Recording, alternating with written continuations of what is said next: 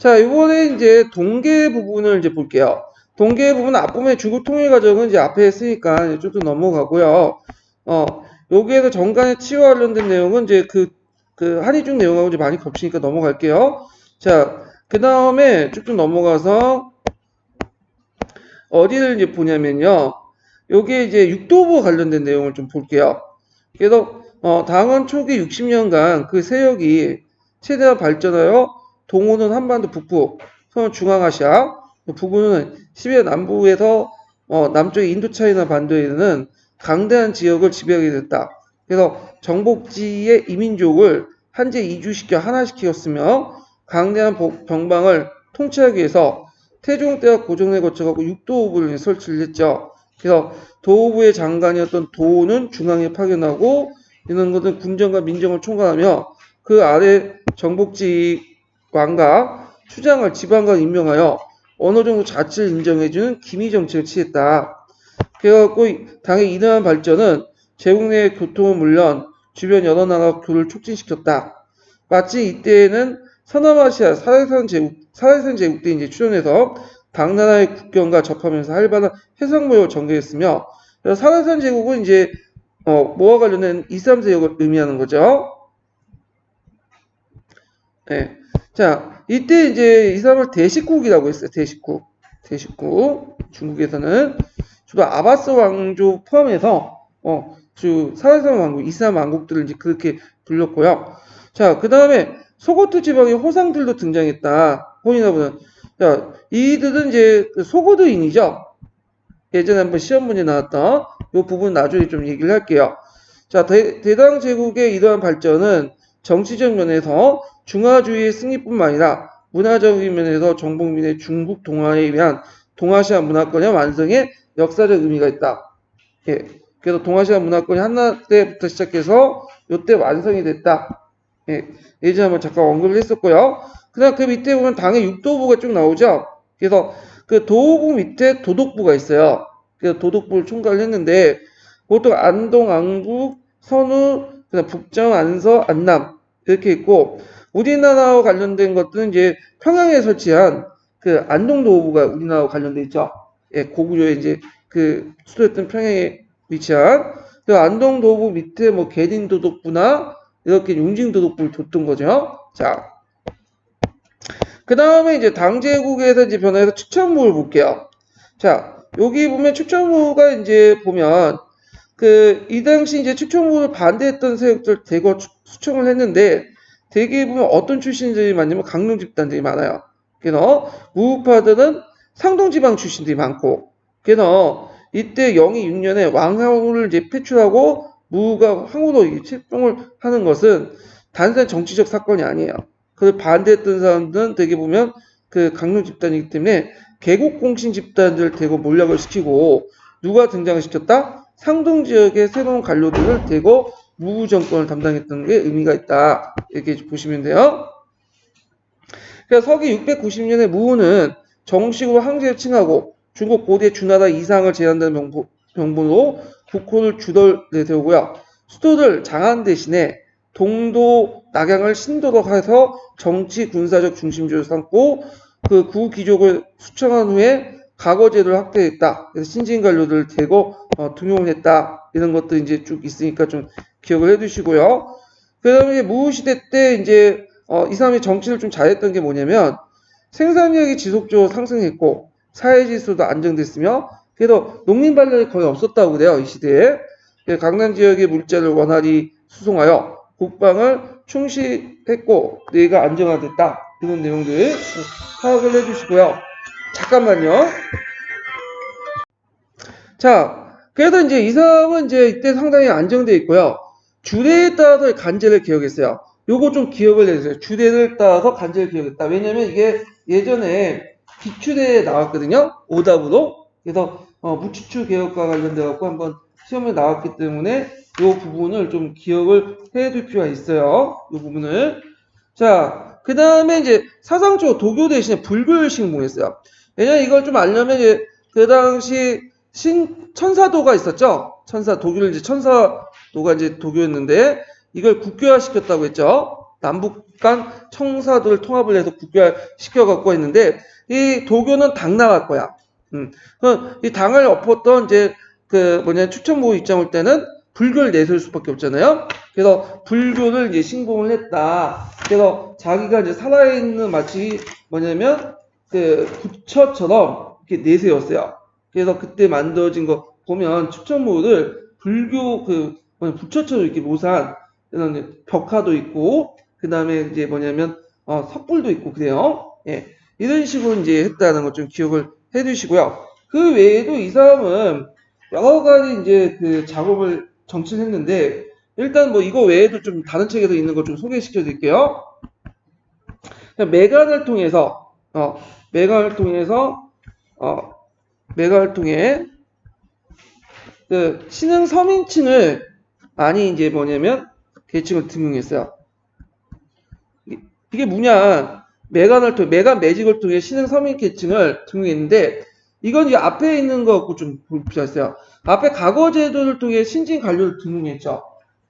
근데 요때 신진 관료들은 아까 뭐예요? 산동귀족들 예전에 어느 정도 권위가 있는 상동귀족들이야.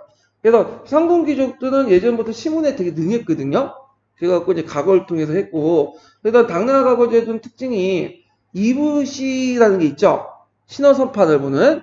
그러다 보니까 되게 밑에 있는 좀 약간 그는 좀 알고 있지만 좀 지식은 있지만 그 상동귀족보다 가문의 격이 더 떨어진 사람도 있어요. 그러니까 이들은 이부시에서 걸려서 넘어갔기 때문에 도저히 이제 고위직 관료까지 올라갈 수 없어. 과거를 통해서. 그러니까 이제 매간 매직을 통해서 서민계층이 등용한 그 서민계층들은 어떤 사람들이 되게 많냐면 상동귀족 그 밑에 있는 그러니까 형세호라고 불렸던 세력들이야. 중소 지지층 계층이야.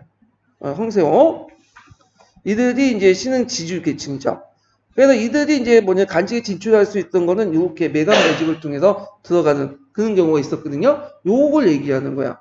이런 거 좀 기억을 해 두시고. 자, 그래서 이제 있고, 그 다음에 이제, 무실 쪽이 정치를 담당을 했고 하여튼 매간 매직을 이렇게 했다는 걸 좀 기억을 해 두시고, 그 다음에 여기 이제 또 안 나왔던 게 뭐냐면, 측천 문자를 이제, 제작을 했거든요. 추천 문자. 그래서, 종전의 한자 대신에 측천, 자기가 만든 문자를 제정을 했어요. 그래서 이제 책에 보니까 이제 아틀란사 중국사에 보면 그렇게 돼 있더라고. 자신의 존재를 미화하고 신성한 목적으로 측천 문자 19개 문자를 제작을 했다고 그래요. 그래갖고 왜 제작했냐 그 의미를 이제 붙였는데 이 문자는 남성 위주의 문자 구조와 용법을 부정하는 의미에서 제작을 했다. 그래서 천지인가 일월성 등 주요 글자를 새롭게 만들었다. 그래서 왕자로서의 덕치를 호방하였다. 이렇게 해서 아틀란사 중국사에 그렇게 나왔어요. 그래서 남성 위주의 문법 구조를 부정했다. 그래서 축천무는 이거 외에도 말 타는 방법도 해가지고 종전에 여자들은 이제 말을 탈 때 어떻게 탔냐면 다리 벌려갖고 말을 못 타요. 여자들은. 그래서 안장해갖고 옆에서 탔거든요. 예. 그런데 이제 다리를 벌려가면서 말을 탈 수 있도록 하고, 그래서 좀 약간 요때는 여성 우위? 이런 정책들을 많이 했어요. 예. 오늘은 페미 위주의 정책을 이제 좀 했다. 이렇게 좀 보시면 돼요. 자, 하여튼, 종래 이렇게 무와, 그 다음에 중종의 만우나였던 위후가 있었죠. 예. 이렇게 합쳐서 이걸 뭐라고 여하라고 한다. 그래서 이건 남존 여비 사상을 이제 잘 보여주고 있는 유교주의 역사가 뭐냐면, 입각한 부정적인 평가였다.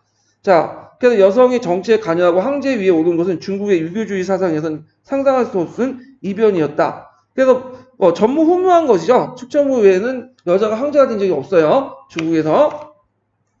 자, 이거는 무의 황제 주의는 바로 5, 16국 이래로 호환체제 영향이 무 시대까지 계속됐음을 의미하고 여기에 호적적인 성격을 짙게 깔려있다. 따라서 무 시대는 구기족의 문벌 사회에서 신일관료 세력들에 의한 능력주의 사회로 넘어갔고요.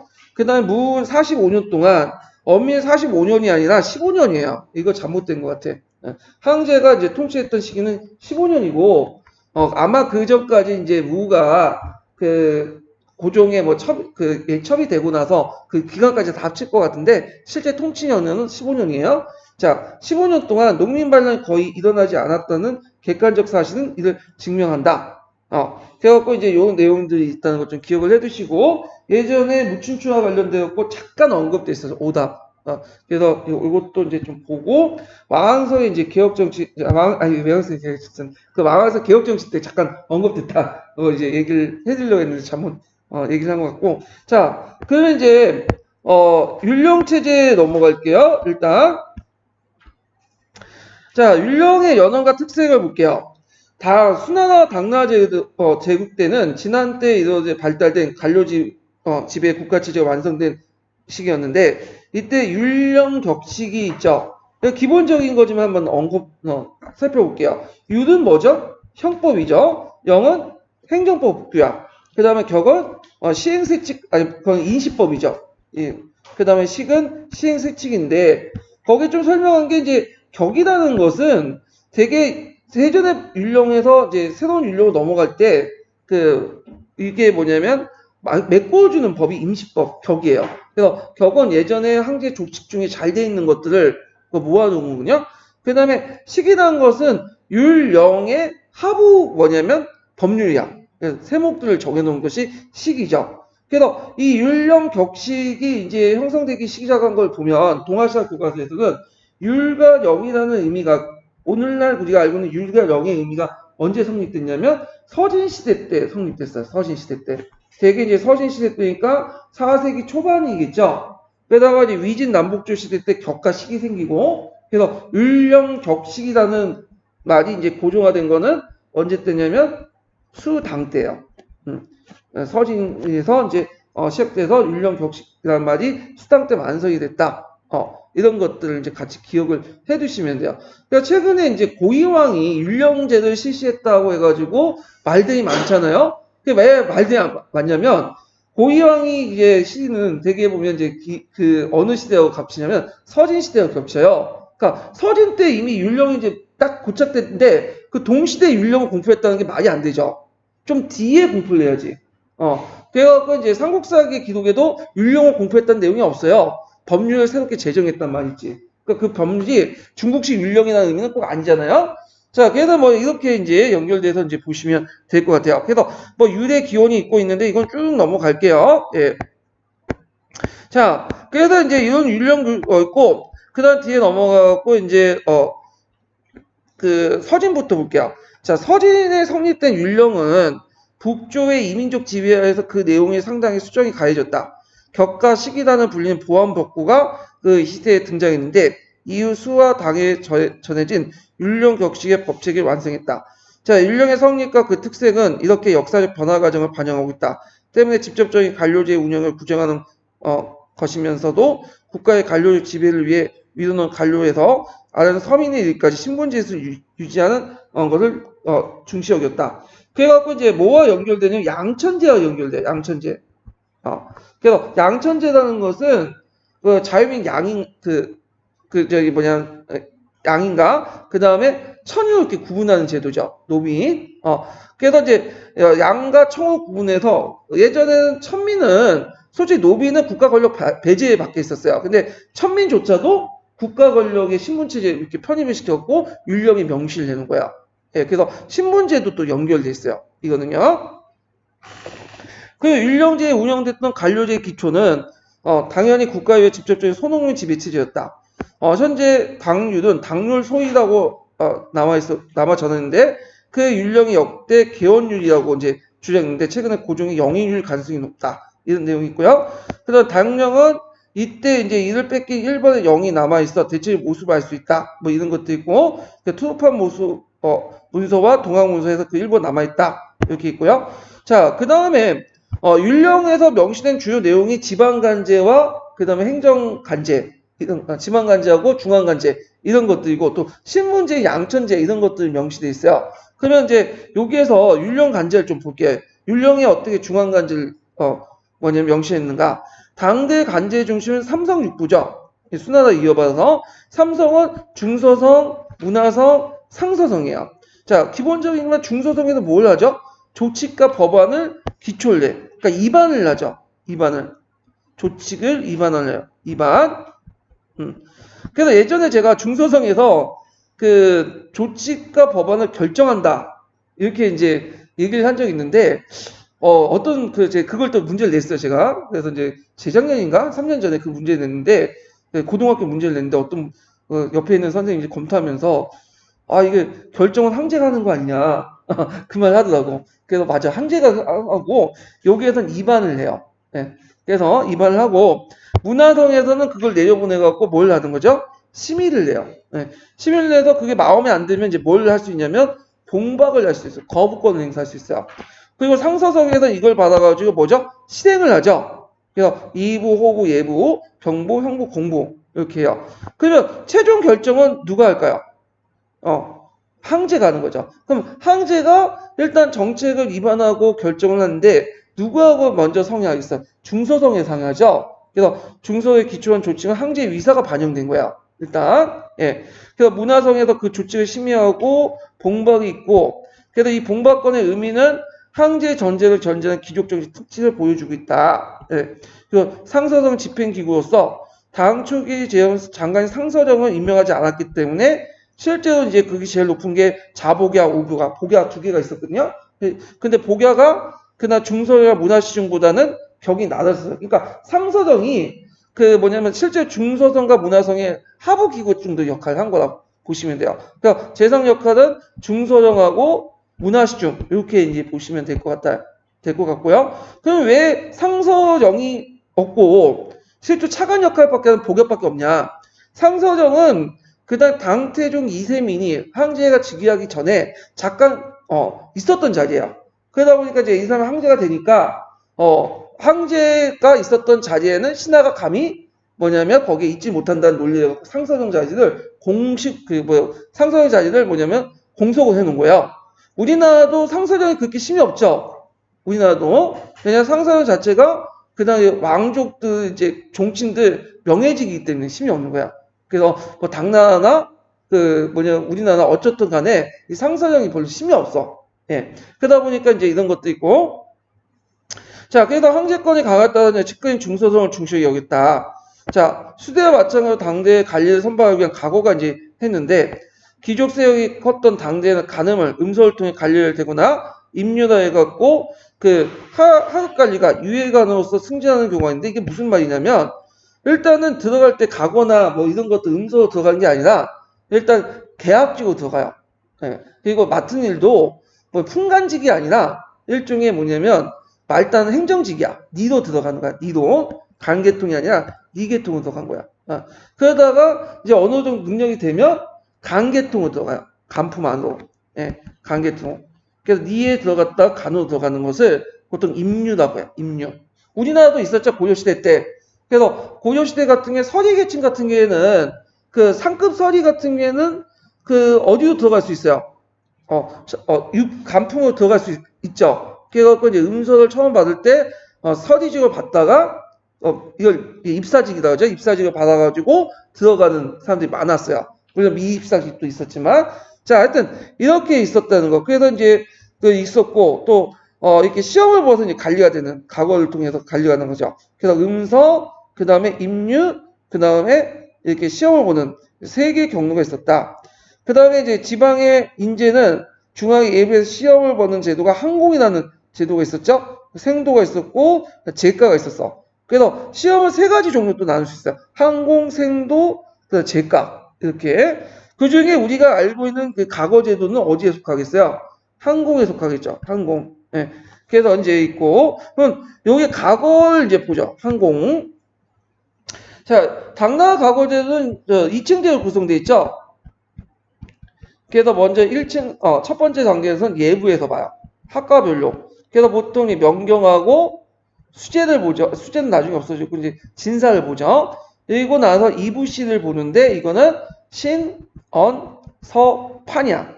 그러면 이 2부시의 관리 기준을 보면 자, 처음에 몸가짐과 품위, 언변과 논리성, 글씨체 수준, 물리학 판단력 이렇게 네 가지를 보는 거죠. 신원서판. 예. 그래갖고 이제 이거 본데 문제는 이거 자체가 상당히 뭐가 개입됐다는 거야. 주관이 개입돼요. 예.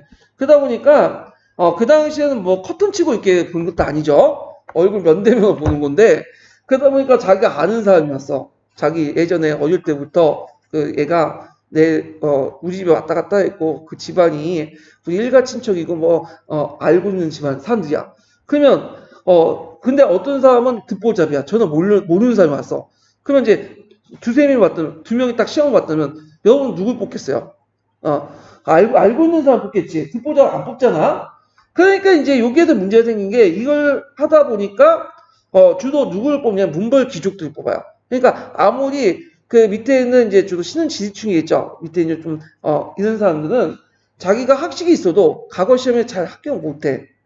그래서 당나라의 과거제도는 송나라 과거제도에 비해서 완전 능력제가 아니에요. 이거는 귀족제 틀 안에서 보는 거야. 그러니까 귀족제 자기들끼리 리그를 벌인 다음에 거기에 뽑는 거야. 그러면 당나라 때 이제부터 등장한 형세호 계층들은 형세호는 이제 당 중기 때부터 등장한 중소 지지층들은 어떻게 해서 간직에 진출할까요? 이들 고위직 관료가 올라가기 좀 힘들어요. 그래서 중하위직 관료도 들어가는데 첫 번째 경우가 뭐냐면 어디겠어요? 아까 처음에 언급한 것처럼 임유. 그래서 원래는 니도 들어왔다가 어떻게 간으로 올라가는 그거 하위직 관료들하고 두 번째는 뭐냐면 매간 매직이에요. 아까 이런 걸로 두 가지 케이스로 해갖고 들어오게 돼요. 이 사람들이. 그러다가 이제 이들이 이제 나중에 5대 19에 넘어가서 이제 절도사 밑에 있으니까 잘 모르잖아, 애들이. 그러니까 그 직을 이제 하게 되고 나중에 이제 송나라 때 들어오면서 이제 이 사람 4대 부동 된 거죠. 예. 근데 아직까지는 이때는 이제 비리비리했어. 얘네들이 문벌기조에 치여있고. 자, 하여튼 다시 넘어가 과거를 얘기하면 자, 그래서 이제 주관이 많이기 때문에 가문에 따라 당락이 결정됐다. 그래서 과거의 과목은 수재, 명령, 진사과였는데 이 수재과는 나중에 이제 점점 없어졌다고 했죠? 왜냐? 수재과 같은 경우는 연대 보증을 해야 되기 때문에 잘 안 해, 이거는. 그래서 이제 없어지고 명경과 진사과는 이제 남았죠. 그 외에도 이제 기술지구서, 명법, 명상, 명서 이렇게 있는데 법이나 계산, 산수, 그 다음에 서체 이런 것들을 이제 보는 거고. 자, 시문을 보는 것이 진사과, 경전을 보는 것이 명경과. 그런데 이제 지식인들 입장 때는 그 명경과는 솔직히 말해서 이제 경전을 보는 거잖아요. 그래서 유교에도 경전 되게 중요하죠. 근데 이건 달달 애는 암기 과목 정도 생각했나 봐. 지금처럼 사탕 과목 정도. 그래서 이제 좀 더 이렇게 창의적으로 보는 진사과를 더 중요시했어요. 그래서 이거는 이제 여러 가지 문장이라든지 시문이나 이런 것들을 보잖아요. 그러니까 특히 진사과는 명경과에 비해서 이제 지식인들이 선호하는 과목이 많고 그만큼 합격이 어려웠다. 그래갖고 명경과에서는 30에 합격하면 늦은 거고 진사과는 50에 합격하면 빠른 거예요. 예. 그래서 이제 진사과 합격이 상당히 많았다. 그리고 대우를 많이 받았다. 이렇게 돼 있는데 이거는 이제 한의중의 관점이고요. 거기 다른 책에서 보면 이제 얘들 강자 중국사가 보면 별 차이가 없었다. 이렇게 이제 하는 관점도 있어요. 그리고 그 당시에는 꼭 과거를 통해 높은 관직이 올라간 것도 아니고 음서를 통해 높은 관직이 올라갈 수도 있었어요. 예. 자, 지방행정을 위해 수도와 병영의 특수한 지역에 부가 설치됐죠. 부. 그래서 일반적으로 주와 그 안에 현을 뒀다. 예, 일반적으로. 주는 전국에 300개 주가 있었고 그 다음에 현은 1500이 있었는데 이 주의 명칭도 이제 동계에 보면 주라고 했다가 또는 군이라고 했다가 또 주라고 했다가 왔다 갔다 해. 그러니까 주현재, 군현재 다 동이란 말이에요.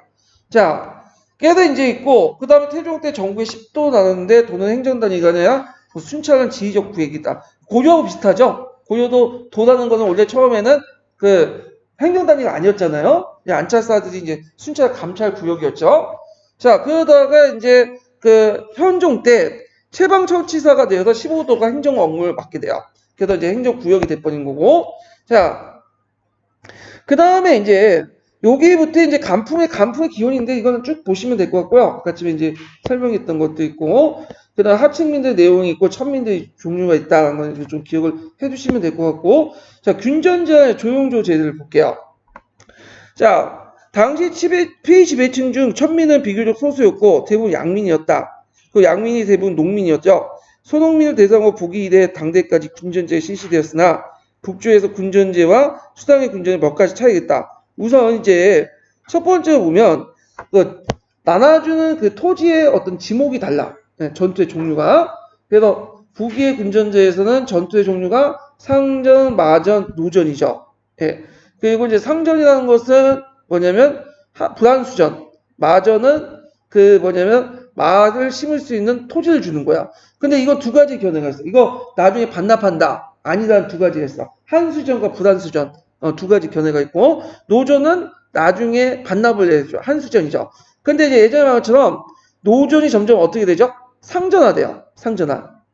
그래가지고 이제 있고, 수당 때 들어오면서 이제 이렇게 이름이 바뀌어요. 그래서 상전과 마전은 영업전. 이거는 한수가 안 되는 거예요. 자기 토지예요. 예. 그리고 있고, 노조는 구분전이라고 해요. 이건 한수가 되는 토지야. 그래서 영업전 같은 경우에는 이제 뭐냐면 세습이 가능한 토지고 되게 기존에 70물을 받고요. 그 다음에 30물을 받고 구분전은 70물을 받아요. 물론 이거는 그냥 기준이고 지역마다 또 달라요. 이거는 또 그래서 영업전은 세습이 가능한 토지고 구분전은 국가 한수한 토지다. 그래갖고 이렇게 있는데 요거에 대해서 또 견해가 있어요. 왜냐하면 영업전이나 구분전이나 다 뭐냐면 한수가 안 되는 토지야. 다 개인 토지야. 근데 왜 영업전과 구분전 이렇게 구분이 두냐? 영업전은 완전한 개인 토지고 구분전은 국가가 필요에 따라 한수 가능한 여지가 있는 토지예요. 예. 그래서 이제 국가가 이 구분전을 설치하면서 뭔가 이제 국가의 공개념, 그러니까 토지 공개념을 둬서 통제 가능한 토지를 만들려고 했다. 근데 기본적으로 영업전이나 구분전이나 이미 사유지다. 이렇게 보는 관점이 있어요. 예, 이렇게 있고. 자, 그래서 이제 이거의 관점에 따르면 실제 군전제는 실시하지 않은 거죠. 명목만 있는 거고 실제 실행이 안 된가. 그래서 실시했다 관점도 있고 실시하지 않았다는 관점도 있고 뭐 이렇게 두 가지 관점이 있어요. 뭐 절충하는 관점도 있고 자 이런 걸 이제 같이 보시면 될 것 같아요. 자 북위에서는 전량에 합해진 토지를 건농의 목적으로 분배하기 위해서 15세 이상의 남자, 부인, 노비 모두에게 지급했죠. 그래서 이제 북주에서는 토지 지급 대상에 제한을 가했고 급전제는 노비의 수도 제한했고요. 그다음 항모지 개간한 자가 그 토지를 영업전을 하고 왜냐면 자기가 기껏 기르는데 뺏으면 항모지 개간 안 할 거 아니에요. 자 이것이 수당시대 간인에게 이제 세습 때 허용된 간인 영업전의 기원이 되었다. 그래갖고 이제 수당 때나 간품에 따라 강대한 항모지를 분배를 했고 이것들이 일종의 간인 영업전으로서 이제 한 건데 왜 줬겠어요 이거는 일종의 봉급을 준 거죠. 네, 토지를. 자, 이와 같은 변화는 군제 초기의 국가적 개간 정책이 간인 귀족에서 개간 정책으로 전환됐던 걸 또 의미한다. 그래서 간인 귀족들이 이 항무지를 이제 개간을 해갖고 이제 자기가 이제 하는데 문제는 여기에서 개간이나 농사를 누가 하느냐. 여기에서 문제가 생기는 거지. 자, 누가 했겠어요? 우리가 가만히 생각해 보세요. 자, 개간과 그 농사를 그 귀족들이 했겠어요? 지금 자기가 일족도 되고? 아니죠. 귀족들은 관리감독만 하는 거고 실제 농사나 개간을 하는 사람이 있어야 될 거냐. 그래서 이제 뭐냐면 어떤 사람들이 했냐. 자 이것이 이제 문제인데 요게 나온 게 부국과 갱년한 존재야. 예. 당나라 때 부국과 갱녀가 있어. 예. 그래서 이 부국과 갱녀는 어떤 사람이냐. 요때 부국은 그 예전에 위진남북 출시 때 부국은 뭐였어요? 이런 군사 집단이죠. 사병 집단이에요. 근데 여기 당나라 때 그 부공은 사병 집단이 아니에요. 이거는 그래서 얘는 뭐냐면 원래는 양인이었어 이 사람들이 양인이었는데 토지를 이제 상실해갖고 또 다른 유민이 됐다가 어디에 흡수 통합된 거야? 그 뭐냐면 그 간인 영업전을 농사를 짓는데 개간을 그 들어가게 된 거야. 그래서 이들이 이제 남자가 부국이 된 거고 여자가 뭐가 되는 거죠? 갱녀가 되는 거야. 그러면 이들은 이제 일종의 누구 밑에 있는 거야? 관료 귀족들 밑에 있는 거야. 그러면 국가 입장을 볼 땐 이들을 방치할 수 없죠. 그러니까 이들을 천민 집단에 포함을 시킨 거야. 부국 갱년을. 그래서 이 부국 갱년은 군전제가 완벽하게 실시되지 않았던 단점을 볼 수 있어요. 왜냐하면 그 군전제가 완벽하게 실시했으면 이 부국 갱년가 존재할 필요가 없겠죠. 유민화될 필요 없잖아. 근데 군전제가 실시했는데 땅을 지급받는 사람도 있는 반면에 땅을 지급받지 못한 사람이고 상실한 사람도 있었다는 거 아니에요. 그러니까 이들이 부국과 갱녀가 되면서 어디로 흡수통합이 되는 거죠? 간인 영업종으로 흡수통합되고 국가가 이들을 이제 뭐냐면 통제하기 위해서 천민집단 편입시킨 거야. 그래서 양천제가 실시한 것도 이런 이유 때문인가. 그래서 천민집단 흡수됐다 이렇게 좀 기억을 해두시면 되고 이거는 이제 관료 그 종전의 그런 군전제를 유지하는 과정에서 나타난 이런 그 뭐냐면 이탈자들을 뭐냐면 어디로 포함시키면 양천제 틀 속에서 포함시켜서 군전체제를 계속 유지하려고 했던 거다. 근데 문제는 이들이 점점 많아지기 시작한 거야. 시간이 지나니까. 왜냐면 군전제에서 이제 땅을 뺏긴 여러 가지 이유로 상실된 사람들이 늘어나게 되고 이들에 의해서 이제 뭐냐면 간인 영업전수에 들어가게 되거나 아니면 새롭게 형세호 계층들이 등장했다고 했죠. 신흥 지주층 밑에 들어가서 그 밑에 예민화되거나 예속화되거나 그래갖고 이제 결국에는 그 군전체제가 안 되니까 이제 뭘로 넘어간 거야. 장원제에 넘어가게 되고 이것이 이제 뭐냐면 당나라 중기 때부터 이제 뭐냐면 확산이 되는 거죠. 장원이. 자, 이런 것들 이제 연결시켜서 이제 보시면 돼요. 자, 하여튼 다시 돌아와서 수대에는 다시 부인과 노비에 대한 토지 지급이 폐지됐다. 그래갖고 이제 국가가 장악한 토지가 증가한 인구를 따라가지 못했기 때문에 이제는 주로 누굴 대상으로 한 거야? 성인 남자를 대상으로. 물론 예외적으로 이제 먼저 성인 남자가 없을 경우에는 중남이나 일부 뭐냐면 여자들에게 주긴 주지만 기본적으로 성인 남자 정남을 기준으로 줘요. 정남을. 그래서 예전에는 뭐 정남도 주고 그다음 부인도 주고 그다음 농우도 주고 근데 이제는 그런 토지를 지급할 토지가 없었죠.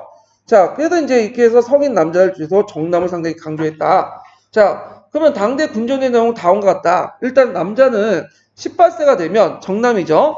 구분전 80무하고 영업적 20무를 받는다. 아, 70무가 아니라 80무네요. 예, 좀 수정해 주시고. 자, 하여튼 60세가 되면 구분전 반을 반납하고 사망 시에 나머지 반을 반납하고요.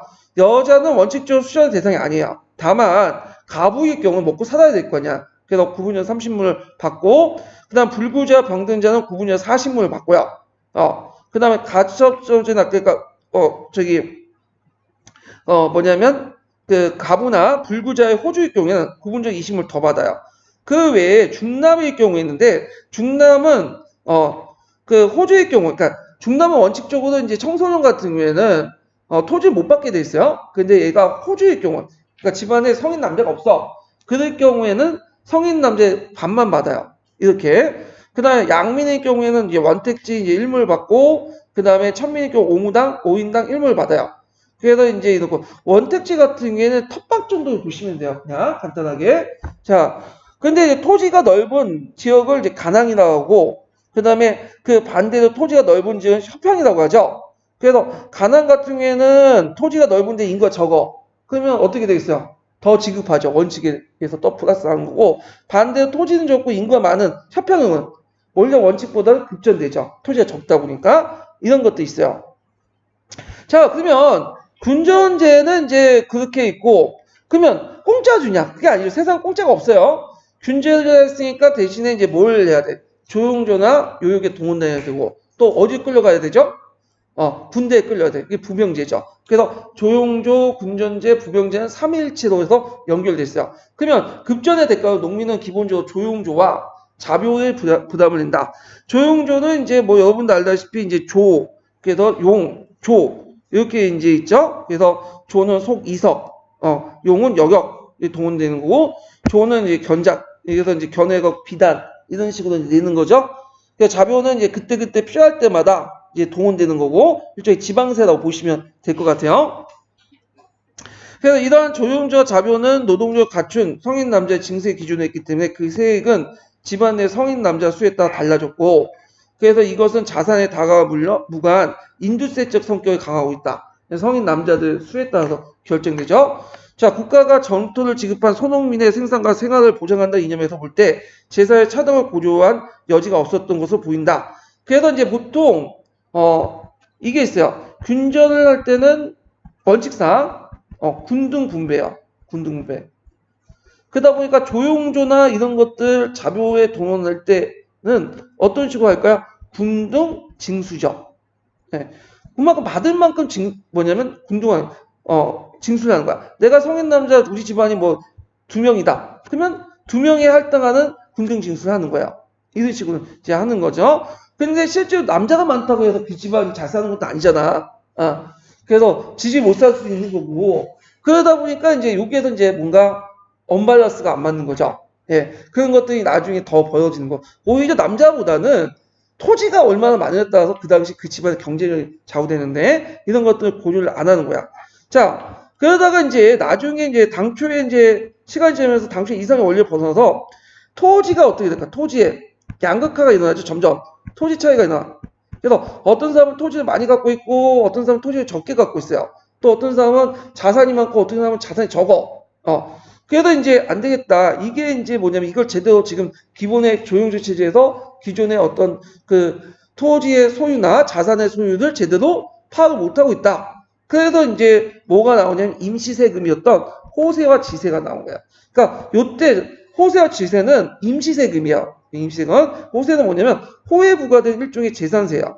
정부의 9등급을 나눠서 징수했고요. 그 용도는 주로 관료의 복무계야. 지세는 홍렬 대비해서 구하고 목적, 경지의 목적에 따라 부과된 것인데 일무당 2승씩. 근데 이 호세와 지세는 율령에 규정되지 않고 그냥 임시로 걷는 세금이야. 예. 그래서 이제 예외적으로 걷는 세금이라고 보시면 돼. 임시세고.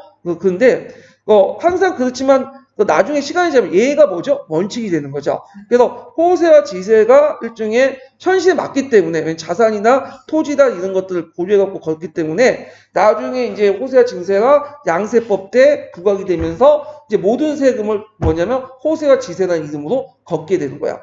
예, 이해되시겠죠? 근데 호세와 지세는 처음에는 뭐 했던 세금이다? 임시적으로 특정한 목적에 의해서 만들어진 세금이었고, 그렇지만 이제 나중에 조용조의 체제가 마음에 현실에 맞지 않기 때문에 자산과 토지를 기준으로 한 어떤 빈부의 차이를 고려한 호세와 지세가 임시세가 아니라 정식 세금이 되면서 다른 세목들 다 포괄하면서 이제 걷게 됐다. 이렇게 이해를 해주시면 될 것 같아요.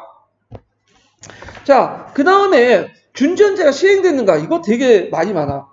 그래서 이제 한의중 외에도 거기 뭐야? 어디 저기 강대 중국사에 보면 이거 실시됐다, 안 실시됐다. 막 저 감독 문반인데 시험 문제 안 나올 것 같아 이거는. 예.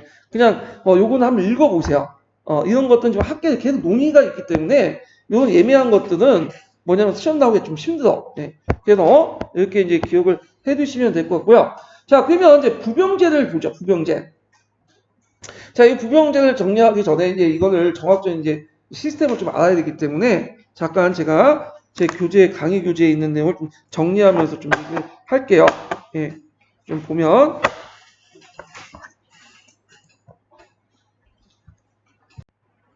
자, 그러면 이제 제가 기본 강의 교재에 있는 내용을 이제 좀 보고 바탕을 깔고 그걸 강조를 좀 할게요. 그래서 좀 약간 이해하기 편하실 것 같아서 이제 하는 건데, 당의 군사제도 변화는 이제 그 뒤에 절도사 부분에 안산이 난 이전에 이제 그 전에 정기와 이제 초기와 중기 이렇게 나눠볼 수 있는데, 자, 초기 때는 이제 여러분들 알다시피 이제 군전제를 바탕으로 뭘 실시했냐면 부병제를 실시했죠. 부병제를. 예.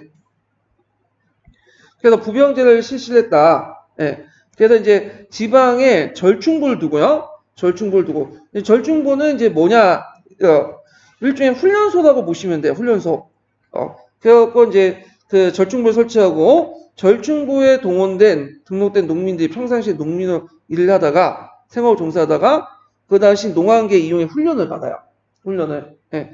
그리고 절충부에 속하는 부병들은 매년 일정 기간 동안 순번을 정해갖고 장안의 위사가 되거나 또는 병경 방위군인 진수에 들어가서 3년 동안 방위로 근무를 해요. 그래서 제가 이제 여기 앞부분인데 절충부에서 훈련을 받았어. 네. 그래서 훈련을 받은 기간도 있지만 동원되는 기간도 있죠. 동원된 기간에는 일부는 중앙에 가고 일부는 병방에 가는 거야. 병방에. 그리고 거기에 보면 진이나 수다는 것을 진은 좀 작은 거고요. 진을 좀 총괄하는 것이 수야. 그래서 진수를 묶은 게 도독부고요. 도독부를 포괄하는 부분이 도우부야. 그래갖고 이제 이런 식으로 이제 했다. 그러면 이렇게 이제 중앙에 가서 군대 이제 쓰거나 중앙으로 편입되거나 아니면 병방에서 이제 군인으로 가서 지키거나 그러면 그동안 필요한 양식이나 생활비, 무기 이런 것들은 어디에서 자기가 다 마련해요. 자비로. 네, 국가에서 주는 게 아니에요. 그러면 국가에서 지급받는 균전 있죠. 균전에서 생산된 것을 팔아가지고 자비로서 가는 거야. 그러니까 균전제와 뭐가 연결된 거야? 부병제가 연결된 거죠.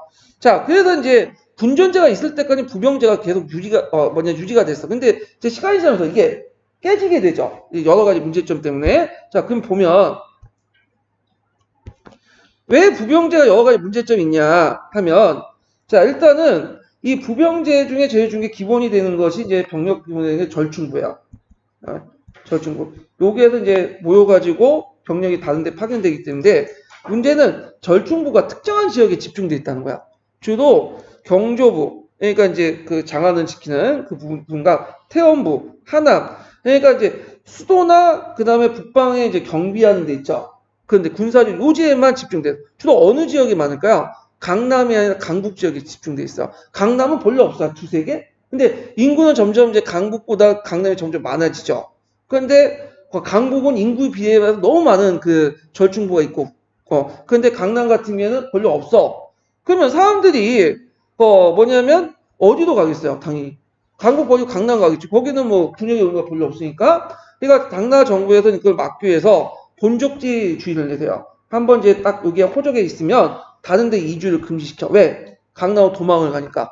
근데 뭐 있든 말든 간에 어떻게 실제로 강남으로 도망가죠.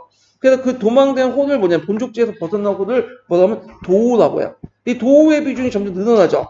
그러면 이제 도호의 비중이 늘어나면 도망간 호를 대신해 갖고 거기에 이제 있는 사람들이 어떻게 더 많은 또 군호를 이제 국력을 짊어지게 되죠. 그러니까 이제 뭐냐면 이제 부병제 문제점이 발생했고 두 번째로는 부병의 경제적 기반이 군전제가 붕괴가 돼요. 그러면서 이제 그 부병으로 복무 시 조용지 조세만 면제받아서 모든 비용을 자가 부담을 해야 되니까 어떻게 농민부담이 점점 가중이 돼. 그러면서 더 이상 이제 중기 때 들어가면 현종 정도 들어가면 그때는 더 이상 이제 부병제 체제 가지고는 유지가 안 돼. 그래갖고 이제 그 현종을 이제 전후로 해갖고 부병제에서 뭘로 넘어가는 가독이 되냐면 모병제 넘어간 가독이 시작하는데 이게 세 개의 분권을 볼 수 있어요. 중앙군, 병경 방비군, 지방군 이렇게 볼 수가 있어요. 자, 중앙군은 뭘 예전에 한번 시험 문제 나왔는데 현종 때 장현이라는 사람이 건의를 받았고 학기병 제도를 만들죠. 학기병. 학기병 뭐냐? 자, 일단은 이제 빈호를 중심해서 가난한 호를 중심해 가지고 건장한 농민들을 선발해요. 그래서 훈련을 하고 일체 부역만 면제하죠. 그래서 예전에는 그냥 조금만 면제를 해줬는데 예전에 한 50% 면제받은 거를 100% 면제받아. 그래서 이거는 이제 뭐냐면 어느 정도 기반은 일단은 부병이지만 약간 모병적인 성격이 있어요. 그래서 그 빈홀 중심의 건장한 농민들을 선발해서 일체 부역을 면제해서 보병과 부병의 어떤 절충적인 성격을 갖고 있고요. 또 한편으로는 친위군을 양성. 이들은 상비군이야. 그 상비군인데 그래서 이제 이들에게 이제 뭐냐면 북아군군을 전담을 해. 그래서 학기병 제도나 그다음 안전하게 상비군제 북아군군을 해갖고 이렇게 했다. 그래서 이제 부병제, 모병제 이행시키는 이제 어떤 중앙군 체제가 있었고 예전에 시험 문제 나왔던 학기병 제도예요. 그거 좀 기억을 해주시고 이거 예전 되게 못 맞춰서 이거 그 학기병 쓴 사람이 그때 답안을 보니까 딱 한 명 있더라고요. 그것도 그 교수 그 논문 도와줬다가 우연찮게 알게 됐던 부분이고 그래서 카드와 통신에 의하면 이게 학기병이 아니라 모병제다. 그래서 내가 학기병을 답을 다뤄놓고 이게 거기 분석을 했는데 너무 나간 거 아니냐. 근데 이제 일단 팩트는 이제 체크를 하고 답안 기준이야. 나중에 변경될 수 있지만 똑같은 문제가 나오면 비슷한 문제 나오면 일단 정확하게 알고 넘어가야 될 거 아니야. 그래도 그 기출문제 분석하시는 분 중에 카드 통신에 너무 의지하시는 분이 있더라고. 그러니까 답안에 뭐 카드다가 있으니까 이게 그냥 알고 넘어가는. 그럼 의미가 별로 없는 거지. 그 기출문제 분석을 왜 해요, 그러면. 나중에 그걸 똑같은 문제나 유사한 문제가 나오면 그 문제 낸 사람들이 그 카드 통신에 나가서 답안을 다 하겠어요? 그보다는 그 근거를 가지고 얘기를 하는 거 아니야. 그러니까 확실히 알고 넘어가야 되거든요. 자, 그 다음에 변경방비인데 아까 이제 변경방비는 이제 뭐냐면 진수를 바탕으로 했고 약간의 용병 부대가 있거든요. 근데 이제 이때는 어떻게 하냐면 궁지는 병경을 배치고 군진을 통한 변진을 설치해요. 그래서 변진을 설치해갖고 이들을 이제 건화제를 운영하는데 병방에 직업군인제를 둬요. 이제는 병방 같은 게 험한지니까 동원되는 게 아니라 직업군인을 둬요. 직업군인. 그래갖고 직업군인제를 뒀다. 이들에게 부역 면제나 금융을 지급하고 전택을 지급하고 직업군인제를 두고 동원을 했고 그 중에 건화 중에 장기 복무한 사람들이 있어요. 그래서 장정 건화를 해요. 그러니까 이거 비슷하다고 보면 돼요. 일종의 이제 약간 좀 설명을 드는데 IT나 학사 같은 거 보면 그 소인이나 뭐 중위 달고 들어가잖아요. 장교가. 그러면 그때 뭘 받아요? 월급을 받더라고요. 그래서 예전에 이제 RT 오신 분, 그러니까 학사분인가 학사장교 오신 분한테 듣는데 잠깐 강의도 오신 분 듣는데 월급이 위험수당까지 150에서 200까지 받는다고. 예. 근데 이건 장기가 아니라 단기죠. 근데 그 중에 이제 장기 넘어간 사람 있잖아요. 마찬가지로 그 중에 계속 이제 장기 근무하는 사람 있어요. 이게 장정 권하로 하는데 되게 이 사람들이 이제 권하들이 어떤 사람들이냐. 한족들이 별로 없어요. 되게 이민족 출신들이야. 그러다 보니까 여기에서 이제 이민족 출신들이 많이 오고 그 절도사들 이 권한을 이제 그 총수한 절도사들도 되게 보면 어떤 출신들이 많을까요? 이민족 출신들이 많아요. 네. 그리고 그 당나라는 번장제도라는 게 있어갖고 이민족 중에 뛰어난 애들 뽑는 습관이 있거든요. 그 대표님 우리가 고손지 같은 것도 있죠. 그래서 이게 알욕산이 난이 일어난 것이 뭐냐면 그때 병방을 지킬 수 있던 그 병병 방위병들이 절도사뿐만 아니라 그 밑에 수하병들이 상당수가 모였기 때문에 이민족이기 때문에 구성됐기 때문에 그죠? 그래서 이미 이제 현종 때부터 절도사들이 막 등장하고 권하자가 실시하고 그랬어요. 그러니까 지방군을 보죠. 지방경비는 단련병들이 담당해요. 그래서 토착지역 분홍대 건장한 자재들을 선방해서 농한기 때 군사를 시킨 다음에 치안과 경비를 담당했는데 이 단련병들은 일단은 오늘날만 항토 예비군 정도 보시면 돼요. 그냥 그리고 이 사람들은 돈을 안 받죠. 근데 돈을 안 받아도 살아갈 수 있는 게 뭐냐면 이 사람들은 돈이 많아요. 자체가. 그래서 그 때문에 이제 이 사람들이 이제 하고 맨날 하는 것도 아니고 돌아가면서 윤변대를 하니까 이렇게 하는 거고 어차피 얘네들은 토착지역 분홍이기 때문에 자기 토지와 재산을 지키려면 자기 스스로 지킬 수밖에 없어. 그러니까 그 예전에 민병대 정도 그렇게 보시면 돼요. 얘네들은. 그러니까 실제 이 지방군들 권력이 그렇게 군대로서의 어떤 그 자질보다는 일종의 경찰 정도 좀 수준의 이게 군대라고 보시면 돼요. 자, 이런 식으로 해갖고 중앙군, 병경방비, 지방군 해갖고 부병제, 모병제 넘어가는 가도기 시대 이런 것도 있었다. 이렇게 좀 정리를 해보시면 될 것 같고요. 절도사 부분 뒤에 이제 다시 할 때 좀 더 다시 정리할게요. 자, 한국인은 중국사 이제 한이중.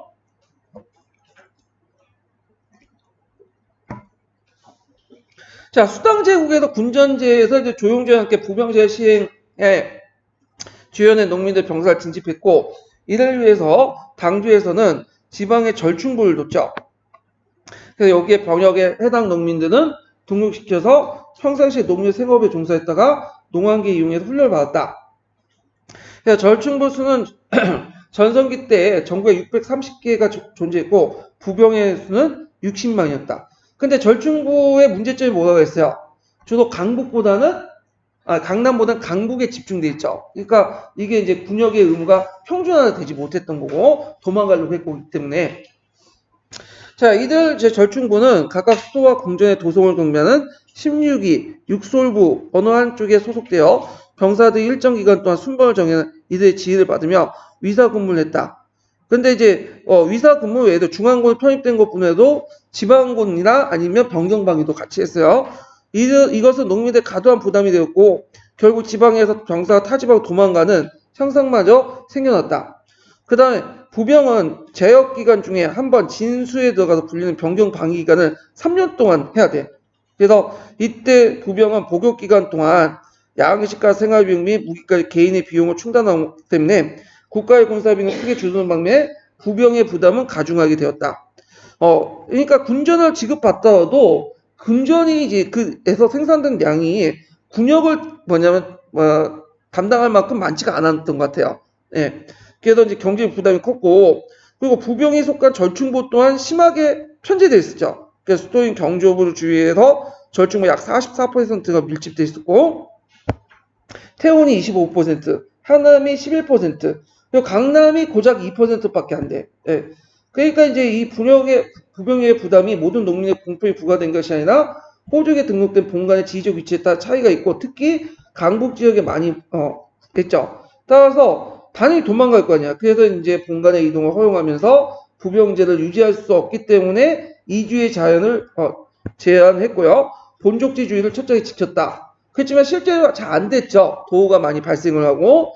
자, 이 외에도 당초에는 대외 정책이 빈번하여 대규모 병력의 필요성을 동원할 필요성이 있었기 때문에 이들 부병에 여러 주에 모집된 병모라고 부르는 모병의 일부 존재를 했지만 항상적인 군제는 아니었다. 그러니까 당 초기 때 존재하는 그 모병제 직업 군인은 주력이 아니었다는 거야.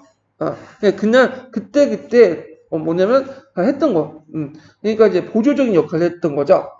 자, 그렇지만 이제 나중에 시간이 지나면 이 그 보조적으로 했던 모병제가 이제 주요 군사 이제 병제로서 바뀌게 돼요. 자, 중국에 발달된 율령제는 이제 중국 주변의 한반도와 일본 및 베트남에 전파되었다. 당의 영토가 확대되면서 동아시아 각국의 당과 정치, 군사 면에서 긴밀한 유지가 되었고 비밀 정책에 위한 책봉 체제가 긴밀한 문화 관계를 맺게 되었다. 특히 당조는 개방주의 정책을 펼쳐서 주변의 국가와 교류를 많이 했죠. 그래서 동아시아 문학의 4대 기본 요소가 유교, 불교, 율령체제 한자였는데 이때 이제 완성이 됐죠. 특히 한자는 동아시아 문학과의 기본 전달 수단이 되어 국제적 문자로서 위치를 확보하게 됐다. 그래서 이제 그 미친 영향이 있어요. 그 당에 미친 영향. 그래서 한반도에서 고구려가 신라에서 율령을 반포됐고, 그래서 신라와 당조와 관계가 긴밀해지면서 새로운 율력 정신이 정비했고, 일본 같은 경우에는 당나라 율령을 받아들여서 뭐 오미영, 아스카 고미야는 율령, 다이오 율령, 요조 율령 있죠. 자, 여기인데 이 율령 관련된 내용은 나중에 일본사 할 때 좀 더 얘기를 하고요. 베트남은 이제 당의 멸망 후에 11세기 때 이제 독립된 벽전 같은 것들을 만들었다. 그래서 중국의 율령의 영향을 받아서 이제 내용들이 쭉 나오는데 신라 같은 경우에는 이제 그 농민의 파워를 기초해 요역의 징수하고 간인에 대한 정투 지급이 행해졌고요. 그러나 군전제 같은 토지의 항수가 일어나지 않았고 일본은 당나라의 군전제에 영향을 받아서 다이카 개신 이후에 뭘 실시했죠? 반전제를 실시했죠. 수습법. 그래갖고 이제 당나라 제도를 받아들였지만 마찬가지로 이것도 제대로 안 돼갖고 해이한 시대에 들어가면 어떻게 붕괴가 되죠. 이렇게 이제 보시면 될 것 같고 발해에서는 이제 도성제가 뭐 간제 율령의 영향을 받았다. 그래서 당의 율령제가 후대 주변 국가에 큰 영향을 줬다. 이런 것들 이제 보시면 될 것 같아요. 자, 그 다음에 이제 여기 보면 이제 안사의 난과 성당의 종언을 볼게요. 자, 당 중기부터 5대에 거쳐 송 초기에 이르는 8세기 후반부터 10세기까지 시기가 중국사 하나의 전환기라는 사실은 1922년 일본의 학자 나이토 코난이 지적한 이래 폭넓게 받아들여왔다. 특히 이 시기에 귀족정치 4대부 사회가 변화됐으며 그 다음에 군주 독재체제가 등장했고 과거제도라는 관리 등용 방법이 변화가 일어났다. 또 서민의 지위 강화와 그 다음에 서민 문화의 추전, 실물경제에서 화폐경제 변화, 장원제에서 지주전원제의 어떤 발전 과정 이런 것들이 이제 있는데 이 당송병업기 같은 경우에는 이제 그 바라보는 관점이 있어요. 이건 뭐 그렇게 중요하지 않은데 최근에는 일단 보면 동경학파하고 경도학파가 있죠. 이건 독교대를 중심으로 한 거고 이건 교토대를 중심으로 한 학파들인데 이들이 이제 시대 구분 논쟁을 벌이게 돼요. 20, 30년대. 예. 근데 동경학파는 대개 보면 이제 당송병을 어떻게 보냐. 얘네들 시대 구분에 동경학파는 이제 큰 병역이 일어났다고 하는데 좀 달리 봐. 일단은 당나라 때까지는 얘네들은 모르죠? 고대사예요. 고대사. 근데 송나라 넘어가서 뭘로 넘어갔다? 중세사 넘어갔다. 이렇게 보고 있어요. 얘네들은. 근데 경도학파는 당나라 때는까지는 중세사야. 그러다가 송나라 때는 뭘로 넘어가냐면 근세로 넘어가. 근세. 근세는 중세와 근대 중간에 있는 세기죠. 그래서 경도학파에서 이제 좀 하는데, 그래서 당송병역은 이제 인정하지만 동경학파보다는 경도학파에서 좀 더 약간 근대적 모습을 부각시키려고 했어요. 예. 그래서 이제 이렇게 이제 보고 있다는 걸 좀 기억을 해두시고요. 물론 최근에 이 관련된 문제 거의 안 나와요. 왜냐면 최근에는 일본에서 유학 같은 사람이 한 게 아니라 중국에서 유학했기 때문에 중국에서 당소번역 그렇게 얘기 안 하고 18세기 때, 그 17세기, 18세기 때 그 명말 총초에 있던 자본주의 맹하론 이런 것들이 되게 강조되거든요. 그래서 공부하실 때 여기에 초점을 맞춰서 공부를 해두시면 돼요. 자, 하여튼 보면 이러한 변화는 율령을 기반으로 한 당 전반기에 통치체제가 붕괴되고 송이란 새로운 사회가 옮겨지는 과정에서 나타났다. 그러나 7세기 후반에 되면 이러한 율령 통치의 동요가 나타났는데 이게 도우죠. 도우는 일반 민호가 국가의 지배로부터 벗어나 타 지역으로 이주하는 형상을 얘기하고요. 무후때부터 형적대에 거쳐 나타난 이런 현상은 자연재해나 관리대 폭정에도 원인이 있겠지만 근본적으로 토지의 경우에 따라 소농의 몰락, 또 유랑, 과도한 부역과 번역의 부담도 그 원인이 근본적인 거다. 자, 이에 대해서 이제 국가에서는 기존의 정책을 답사한 별 효과가 없었다. 따라서 개코를 두죠. 여기에다 이제 주개코를 시작해요. 주개코제. 자, 주개코제는 언제 시작됐냐? 이걸 가도정책이라고 하는데, 우문영이 이제 시작한 게 가도정책 때 주개코제가 나온 거야. 그 예전엔 뭐 개코 그런 게 없었어요.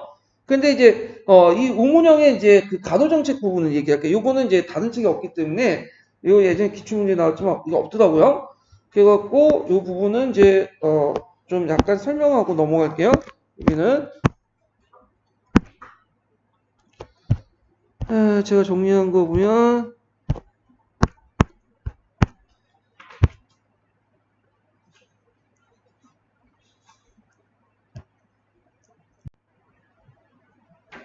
자, 그러면 이게 이제 우문영의 가도정책을 좀 볼게요. 이게 예전에 기출문제 나왔죠. 04년에 나왔을 거야 아마. 네.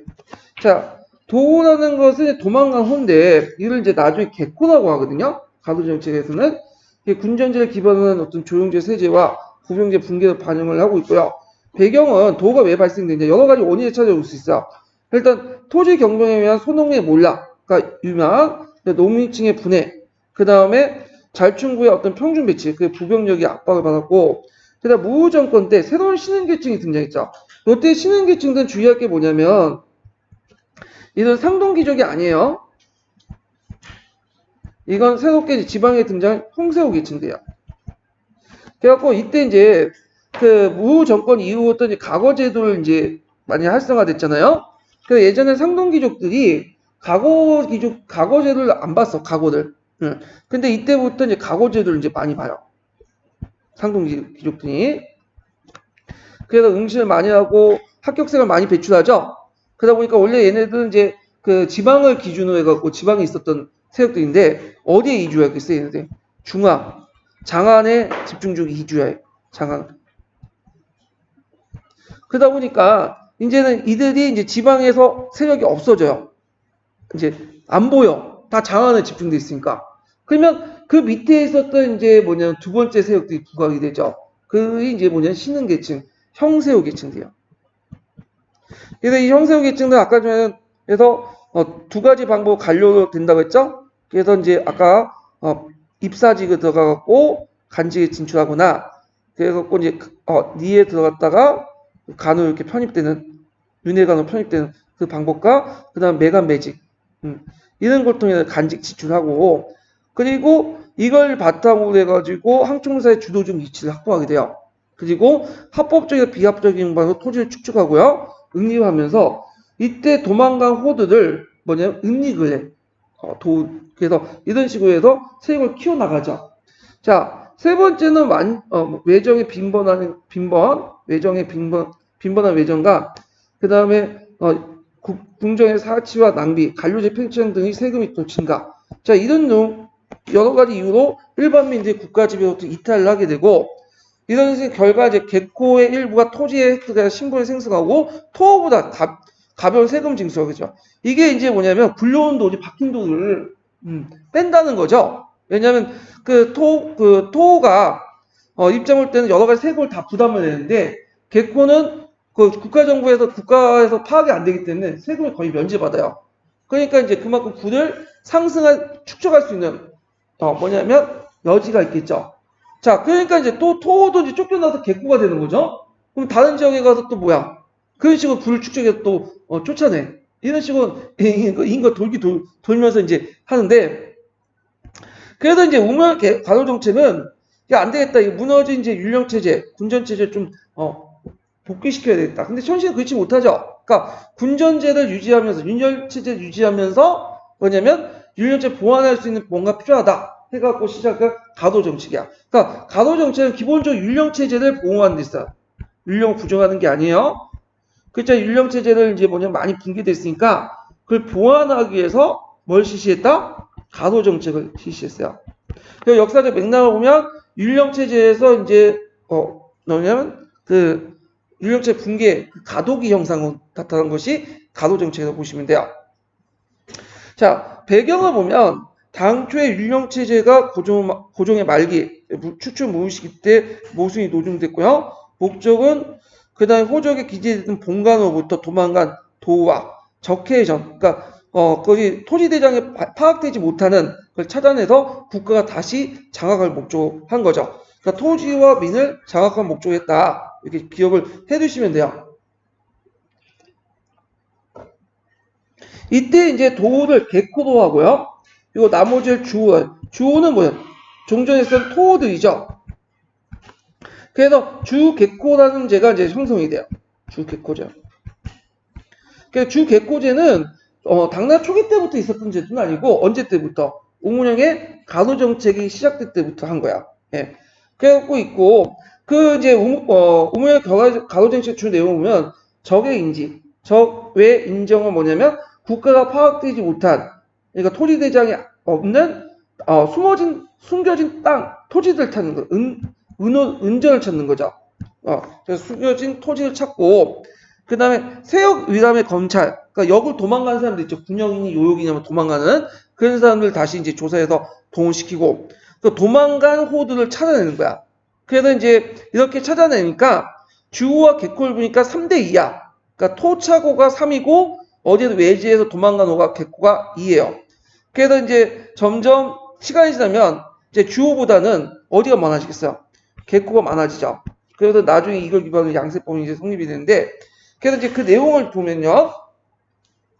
자, 타향으로 도망간 자가 지금 거주하고 있는 것에 안주할 경우에는 일단 이들을 인정해요. 그래갖고 얘네들을 이제 뭐에 편입시키죠? 개코에 편입시켜. 호족에 등록을 하는데 이들을 개코라고 해가지고 하고 부자의 경우에는 본적재 기한시키고 빈자는 전주에 허용. 그러니까 요걸 원칙으로 하고 그래서 부자의 경우에 무조건 돌려보내요. 그렇지만 빈자의 경우는 요 원칙에 따라 기우지 안주할 경우에는 이렇게 이제 하게 해요. 그리고 근데 부자는 왜 본적재 기한시키냐? 왜 그렇게 시켜요? 부자는 다른 지역에 가도 정착하고 생활할 수 있어요. 자기 원래 땅은. 왜 돈이 많으니까.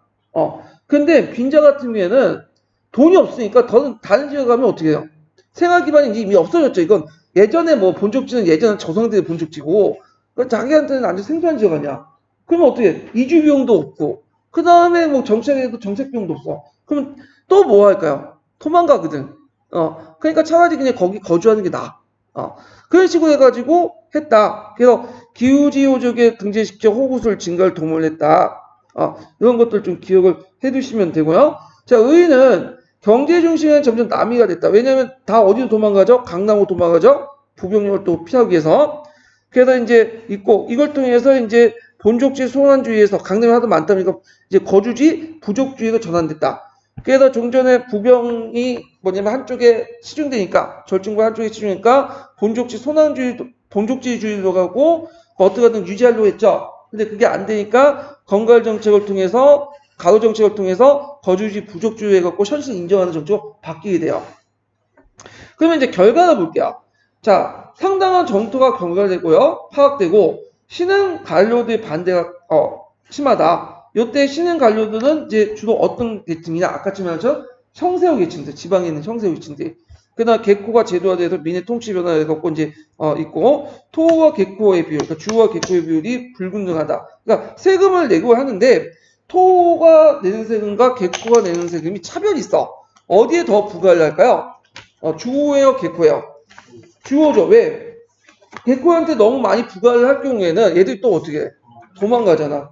그러니까 이제 주호들하고 개코의 비중이 다르다. 이렇게 좀 기억을 해두시면 돼요. 그래갖고 이제 뭐 예를 들어 토호 같은 경우에 조용조 다 내고 잡세 다 내고 신정세 다 내고 있는데 개코는 뭐 신정세만 내면 그냥 모든 세금을 부담시키고 면제시켜주고 이런 식으로 이제 하게 되는 거예요. 근데 문제는 개코의 비율이 점점 높아가고 토의 비율이 점점 줄어들죠. 주의 비율이. 그러니까 예전에 주와 개코의 어떤 담세 주와 개코가 차별해서 이렇게 세금을 걷었는데 너무 이제 개코 비중이 높으니까 이제 개코한테 우대를 해주면 어떻게 돼요? 이제 세금을 못 걷게 되는 거야. 그래서 이제 뭐냐면 주와 개코에 상관없이 호등의 입가 계속 걷는 거야. 그래서 호등이 얼마나 재산이 많느냐에 따라서 걷는데 재산 1등급에서 9등급까지 분류해갖고 호세에 반영시키죠. 이것이 이제 무슨 법이다? 양세법이에요. 그래서 처음에 호세라는 건 임시법이라고 했죠? 그러면서 이제 양세법에서는 정직세금으로 이제 포함돼갖고 이제 주와 개코의 구분 없이 뭘 걷는다? 재산에 따라 징수한다. 호등에 따라 징수한다. 이런 식으로 호등제가 바뀌게 돼요. 네. 자, 그래서 이제 예전에 이와 관련된 문제가 언제 나왔냐? 04년 기출문제 나왔던 거야. 그래서 지금 얘기를 해드린 거예요, 지금요. 자, 그 다음에 이제 또 문제점이 뭐냐면, 이 시기 때 이제 뭐냐면, 이렇게, 그 건강정책을 이제, 가도정책을 할 때, 율령 밖에 있는 사람들이 많이 등장해요. 대표적인 절도사죠. 절도사 율령에 외에 있었던 그 단직이죠. 그래서 이제 율령이 이제 그 사직이라고 하죠, 보통. 율령 밖에 있는 걸 사직이라는데, 절도사 그렇고, 요 건강정책 하면서도 건강이나 그 운송 책임자 관리들이 많이 있어야 될 거 아니야. 이들 율령에 명시되어 있는 관리들이 아니죠. 이들도 뭐냐면 사직이에요. 그 외에 여러 가지 사직들이 생겨. 그러니까 율령에 명시되어 있지 않고 그 외의 간직들이 막 등장을 하면서 이제 율령 체제가 어떻게 될까요? 붕괴되기 시작해요. 예. 이것도 이제 그 당시 상황의 결과죠. 그러니까 절도사는 이제 그 당시 이제 다른 데서 이제 한 거고 절도사 외에도 이렇게 건강이나 운수 책임자들이 율령 체제 밖에 사직으로서 등장을 하면서 율령 체제 붕괴돼 나갔다. 자, 그러면, 자, 아까 전에 완전 가호 정책은 전반적으로 뭐에서 뭘로 넘어가는 거. 예. 그래서 이제 율령 정책을 유지하면서, 체제를 유지하면서, 이게 일종의 현실을 인정하는 가운데서 율령을 체제 계속 유지하려고 했던 정책이었는데, 실제 실패했죠. 그래서 율령 체제에서 이제 율령 체제 붕괴에 넘어가는 어떤 가도기 형상이다. 가두기 조치다. 이렇게 이제 보시면 될 것 같아요. 예, 여기 중간에 현실 정치 인정하면서 율령체제 붕괴하는데 요 정도 율령체제에서 율령체제 붕괴 넘어가는 어떤 현실 인정의 가두기 조치가 이런 가도 정책이다. 이렇게 이제 정리해 볼 수가 있겠죠. 자, 그래서 이제 이렇게 해서 이제 율령체제에 대해서 가도 정책 얘기를 했고요. 그러면 다시 한국인의 중국사 넘어가서 자, 이에 대해 국가에서 기존의 정책을 답습하는 것이 별 효과가 없었다. 기존의 정책이라는 건 뭐예요? 그 앞에 돈을 먼저 다시 불러내서 본족지 이렇게 하는 본족지 송황주의를 얘기하죠. 본족지주의를. 그래서 이제 따라서 개코를 본족지로 송환시켜 호족을 재등록시키는 기존의 방식에서 개코를 이제 인정해주는 그 현지에 있는 살고 있는 데서 등재하는 방식으로 바뀌었죠. 이걸 무슨 정책이라는데 아까 아침에 가로 정책 이렇게 이제 보시면 되겠죠. 자, 이는 병농일치에 기반한 부병제 운영에 막대한 지장을 초래한 것이다. 결국에 첨보 원년에 10개 번진하는 군사 통치기구를 두었고 이를 통제하기 위해서 절도사를 두었으며 점차 이들이 직업제 모병제도 일부 도입했다. 그래서 이는 병제 전반의 부병제, 모병제 이양함을 말해준다. 그래서 모병제 전환은 당주의 재정에 부담이라는 또 다른 문제를 안겨주었다. 부병제는 자비 부담의 원칙이었기 때문에 당조가 군대를 유지하는 데 별다른 재정 부담이 없었지만 모병제가 바뀌면서 병사의 의료나 식량, 생활비까지 지급하는 데 부담이 늘었다. 여기에 이들을 거느리고 있던 절도사 세력들이 계속 강화되어 병사와 절도사 사이에 일종의 수양아버지 아들 간의 관계를 가부자 관계라고 하거든요. 이 가부자 관계는 그 한족들이 있었던 간섭은 아니에요. 저 유목민족들, 이민족들이 있었던 거고 이 가부작 관계는 이제 공적 질서에서 사적 관계가 형성됐다는 거야. 하나의처럼. 그러면서 군대에 사조직이 만들었다. 그럼 왜 이런 가부작 관계를 맡게 되냐면 배신을 잘해. 나중에 얘기했지만 절도사들이 그 밑에 군인들이 절도사 그 얘들을 마음에 안 들면 다 쫓아낼 뻔했거든. 예. 그러니까 좀 충성심을 확보하기 위해서 그 가부작 관계를 했지만 별 소용은 없죠. 뭐 아버지와 그 뭐냐면 양아버지 관계가 뭐 돈 앞에서는 무너지잖아. 지금도 그치 뭐. 돈 앞에서는 뭐 아버지 어머님 다 어딨어. 싸우고 막 그러지. 예. 근데 뭐 핏줄 관계도 아닌 사람들이 뭐 그게 되겠어요? 자, 하여튼 절도사는 일반적으로 장성 밖의 무장이 장성하는 문관들 겸임했고요. 중앙정계에 영향력 없는 문관이나 이민족 출신을 장성 내 절도사 임명했고 이것이 안록산이 등장하는 계기가 되었다. 예. 자, 안록산을 볼게요. 안록산은 이민족 출신이야. 예. 근데 이민족 출신인데 이 사람은 핏줄이 좀 약간 섞였어. 그래서 자포라고 하죠. 자포. 예. 호족 오랑캐는 오랑캐인데 핏줄이 한 개의 혈통인 게 아니라 두 개의 혈통이 섞였어요. 그래서 이제 예를 들어서 자기 그 소고도 계통의 그 혼혈이냐 이 사람은. 그래서 자기 아버지하고 자기 어머니가 좀 약간 핏줄이 달라요. 예. 자, 일단은 이 사람은 이제 핏줄이 다르고 다문화 가정에 살았기 때문에 한자는 몰라도 외국어는 되게 잘했어요. 그래서 6개 국어인가 그 정도 능통하게 했다고 그래요. 자, 그래서 이제 이 사람은 펄로절도사의 양아도 들어갔다가 그 후에 사후에 펄로절도사에 임명이 되죠. 그리고 평양절도사와 하동절도사를 겸임하게 되면서 거의 변진의 3분의 1 정도의 병력을 장악을 해요. 자, 이후 755년에 당시 재상이었던 양국춘 간의 권력 다툼인데 요걸 좀 알려면 그 양국춘이라는 사람이 좀 알아야 돼. 양국춘은 양귀비의 친오빠는 아니에요. 아마 사촌 오빠 정도 되는 건데 이 양귀비가 이제 총애를 받으면서 양국춘이 그 나중 권력의 부상이 됐어. 그런데 예전에 1인보라는 재상이 있었는데 1인보하고는 이제 있을 때는 양국춘하고 그 당시 그 안력산이 싸우는 걸 좀 절충을 해주고 그랬어요. 근데 얘가 죽고 없어지니까 이제 절충하는 사람이 없겠죠. 그러니까 이제 양국주와 싸우는 과정이 꽃게갖고 일어났다. 그래서 그는 한 달 만에 낙양을 점령하고 반년 만에 장안을 점령해서 대연이라고 하고 이것을 안사의 난이라고 해요. 예, 안사의 난. 원래는 안력산과 그 밑에 사사명이 있어서 앞자에 안사의 난이라고 하죠. 그래도 이제 안력산은 나중에 안경서에서 죽죠. 자기 아들한테. 그리고 안경서는 사사명에 죽고 사사명은 또 어떻게 아들인 사조에게 죽어. 그래서 권력과 돈 앞에서는 아버지 아들 뭐 상관없어. 그냥 무너지게 되는 거죠. 자, 하여튼 그러나 각지만 강력한 저항과 특히 위구르족들이 있는데 위구르족들이 많이 도와줘요. 여기에서 이후 반란은 내분의 발생에 둘째 아들 안경서와 그게 살해되고 안경선 부장인 사사명에게 저 사사명은 아들인 사조에게 살해되는 거죠. 이후 장군들 사이의 분열에 나 이에서는 이 사조를 죽이면서 반란은 실패에 끝났다. 그래서 9년 동안의 그 하북 지역은 전란을 몰아넣는 이 반란 영향을 매우 지대했다. 우선 호구수는 이때 이제 890만 원에서 반란 직후 290만으로 격감됐고 이 호구수가 격감됐다는 건 자연인구의 격감도 있겠지만 국가 권력이 약해져서 파악을 못하고 있다는 거예요. 자, 그래서 이제 궁핍한 재정이 더해졌고 이게 첫 번째 이유죠. 재정 악화. 또 반란에 가담했던 절도사들이 거의 그대로 장악한 채 분권적 행동을 했어. 왜냐하면 이제 이때 반란을 가담해 놓고는 나중에 지네끼리 상층에서 이제 지금 싸우고 할 때 그 밑에 있는 절도사들이 부하들이 누구한테 붙겠어요? 당나라한테 붙었던. 근데 군대 가지고 있는데 당나라를 칠 때는 이들을 좀 무마시키기 위해서 좀 포용하기 위해서 이들이 가지고 있는 군대를 그대로 인정하고 강군에 편입을 시켜요. 그리고 그들에게 또 절도사직을 줘요. 그래서 실제로 상층부만 제거된 거지 그 중하층들은 그대로 있는 거야. 그리고 이들이 나중에 하북 삼진이라 해갖고 당나라의 계기는 반칙지지의 주요 핵심 세력들이 되는 거죠.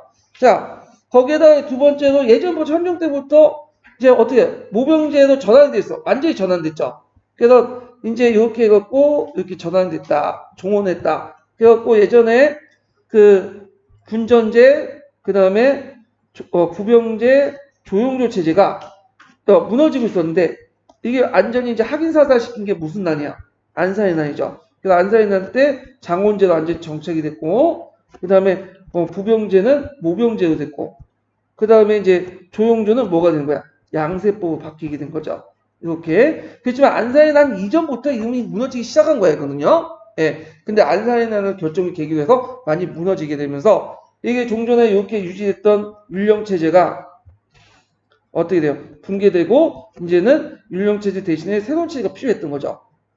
그래서 이제 이런 것들 좀 기억을 해두시면 될 것 같아요. 그래서 이 안사의 난 이후에 재정이 확증 더해졌고, 그래서 반란에 가담했던 전투사 그들이 그 지역, 강북 지역을 장악을 했고 분권적인 활동을 했고, 그 다음에 부병제가 완전히 모방해서 모병제로, 군전제가 조용제가 이제 붕괴돼서 율령체제가 끝나게 됐다. 이렇게 기억을 해두시면 될 것 같아요. 자, 그러면 그렇게 이제 거의 망해가는 그 당나라가 100년 동안 유지됐거든요. 뭐 때문에 유지됐을까요? 다행히도 강남은 누구의 지배 안 했었어요?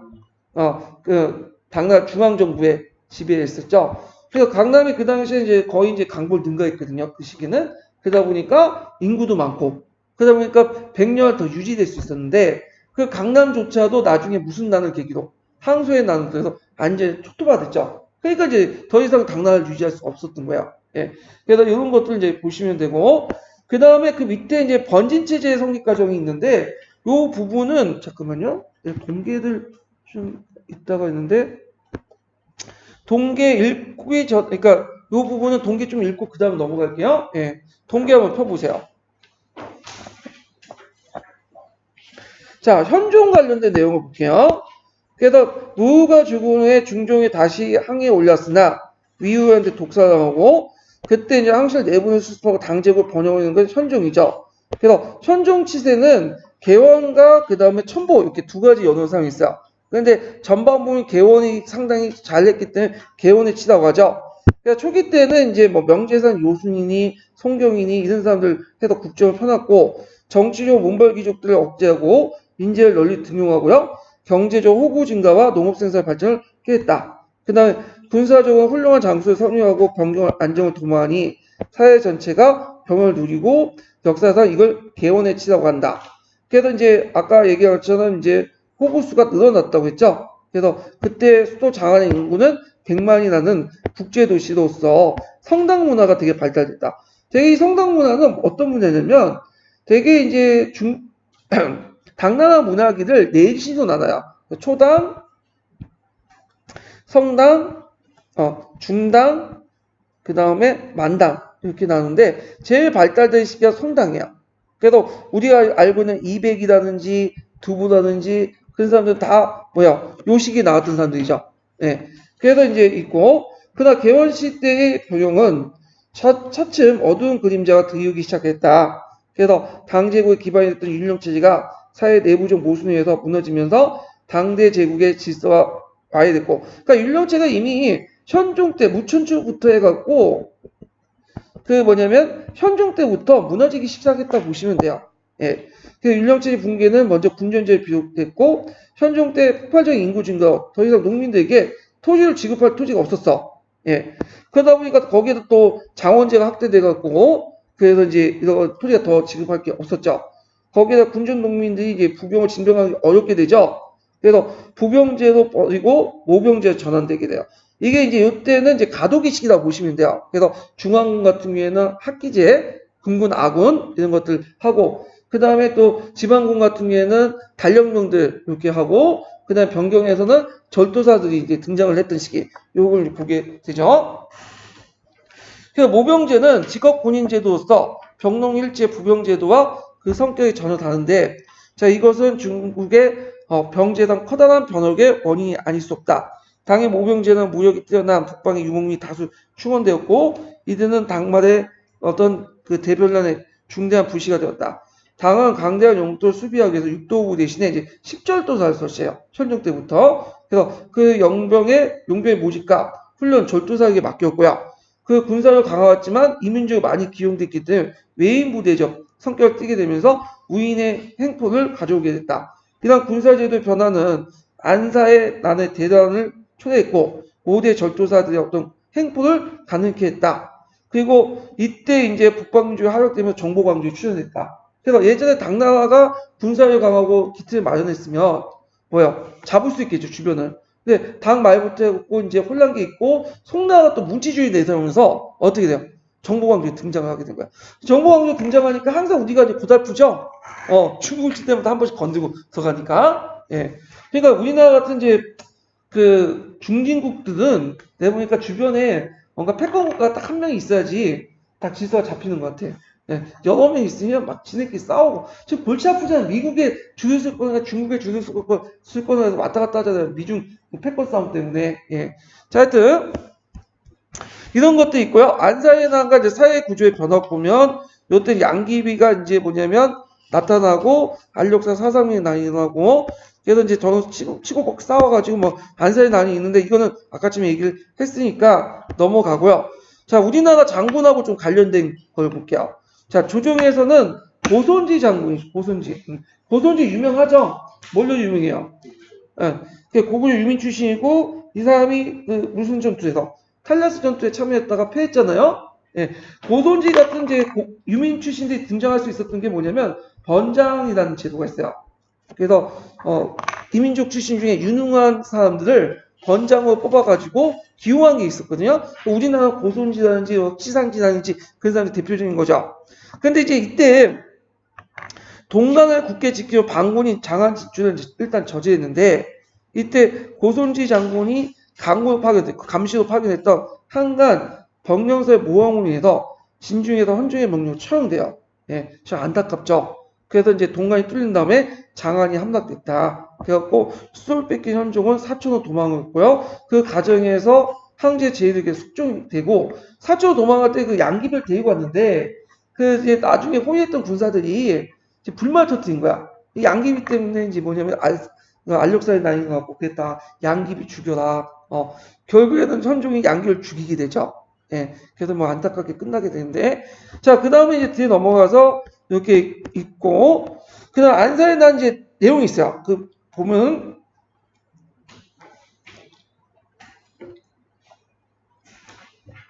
자, 안사에 난은 종래 중국사에 흔히 있던 오합지조의 농민 반란이 아니었다. 이민족이 주체가 되어 군벌이 가세한 조직적인 군사 행동이었다. 그 이나는 당 왕조의 사회체제뿐만 아니라 남북조 이래에 발전되어 사회 지배층 귀족 계급을 송두리째 뽑는 했다. 그래서 이제 이때부터 상동 귀족들이 몰락을 하기 시작해요. 이때 자, 그 당말 5대 사회 권을 거쳐 송대 서민사회의 여는 계기였다. 그러니까 이제 안사에 난의 중요한 게 뭐냐면 일단은 상동 귀족들이 점점 올라갔죠. 예, 무춘추위 때 결국 최고조로 올라갔는데 뭘 통해서 안사의 난을 계기로 해갖고 한 번에 올라간 건 아니지만 점점 좀 몰락을 했고 그 자리를 이제 뭐냐면 누가 등장하게 되는 거야. 예, 신흥 세력들, 그러니까 형세호 세력들이 등장을 하죠. 이들이 그러면서 이 자리를 이제 뭐냐 채우고 이들이 누구하고 결탁된다? 이때 절도사 세력들 결탁을 하죠. 예, 그래서 송대에 이들이 주역 세력이 되는 거야. 이렇게 이제 연결시켜서 보시면 돼요. 예. 자, 그래서 이제 절도사와 관련된 내용이 한국의 중국사인데 제가 지금 계속 목이 좀 쉬어요. 그래서 계속 7시간 동안 계속 떠들고 지내는데 자, 그래서 오늘 여기까지 하고 다음 시간에 절도사 관련된 내용을 할게요. 오늘 수고하셨습니다. 감사합니다.